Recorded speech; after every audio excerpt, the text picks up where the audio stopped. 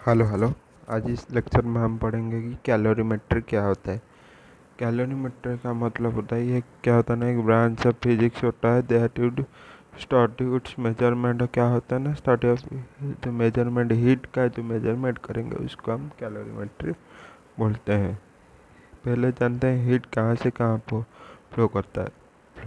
Heat क्या होता है ना, एक हीट एक ऐसा होता है कि ऐसे एनर्जी होता है, क्या होता है ना, ये हर वक्त लो लो लो लो क्या करता है ना, high temperature to low temperature को फ्लो करता है हर वक्त। ओके, प्रिंसिपल ऑफ, अब पढ़ते हैं।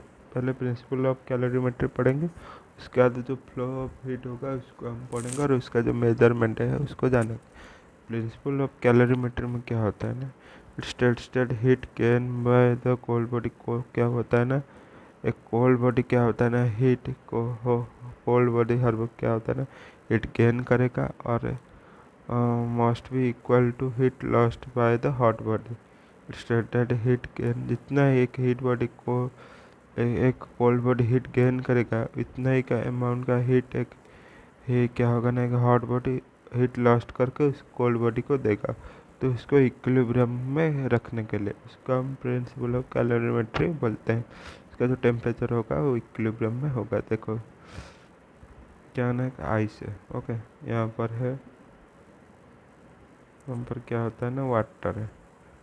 तो water ice eight -10 degree Celsius, water at 20 degree Celsius. इसमें क्या होगा ना, ये जो होगा ये आइस में, देखो क्या होता है, आइस होता है ना, ये आइस से क्या होगा ना, हीट, ये जो वाटर से क्या होना, हीट जाएगा, हीट यहाँ पर यहाँ तक जाएगा और उसका जो टेम्परेचर है उसको क्या करेगा ना, हीट गेन करेगा, हीट लॉस करेगा। उसका जो टेम्परेचर है इक्विलिब्रियम में आएगा, उसको हम बोलते हैं ना प्रिंसिपल ऑफ कैलोरीमेट्री। इसका जो टेम्परेचर है उसको इक्वल होगा। Okay, heat gain by the cold body equal to heat lost by the hot body.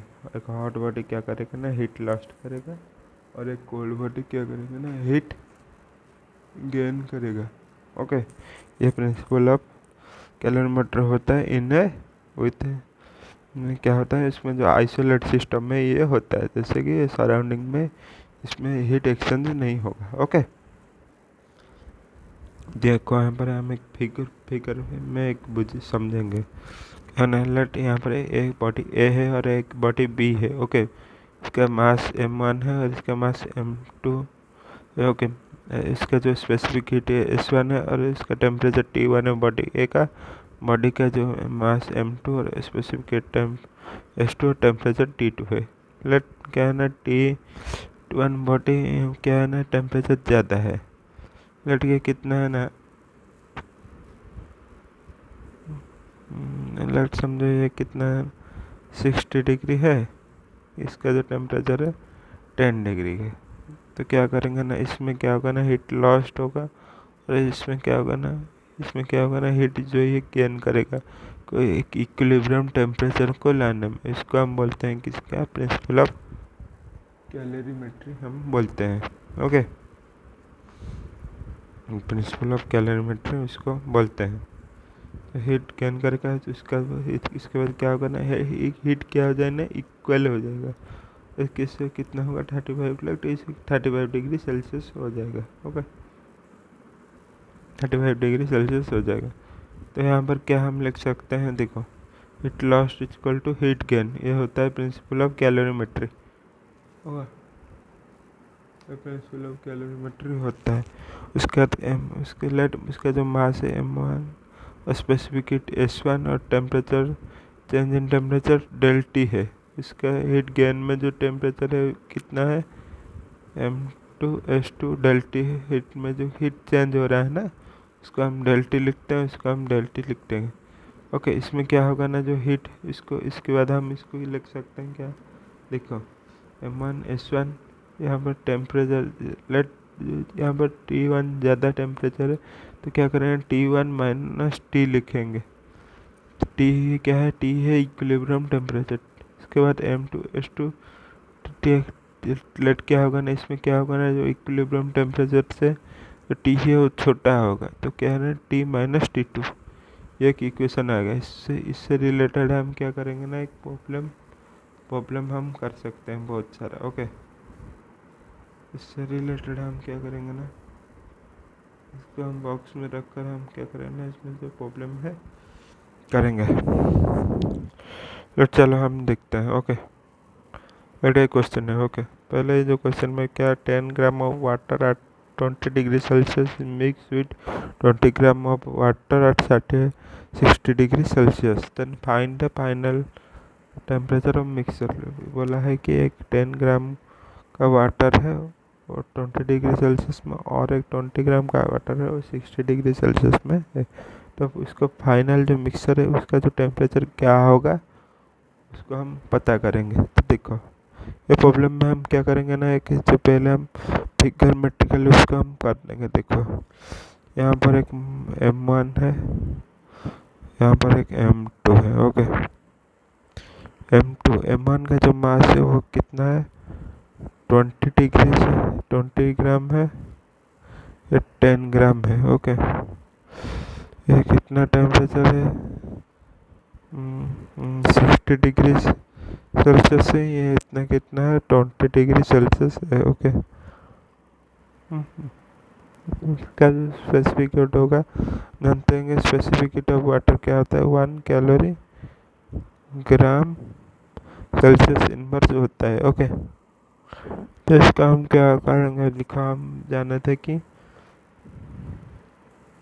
M1S1 T T1 minus T और M2S2 T minus T2। Okay, यहाँ पर हम लिख सकते हैं कि M1 कितना होगा, M1 है 20 इंटू 1 इंटू कितना है 60 minus T equal to 10 gram into 1 into 20 minus T होगा। ओके, इसको तो हम इसको लिख सकते हैं 20 इंटू 60T 10 इंटू 20T, इधर 1/2 कैंसिल हो जाएगा। इसमें क्या होगा ना, 120 माइनस 2T, ये हो जाएगा 20 माइनस T, यहाँ पर 30 हो जाएगा 140 डिग्री।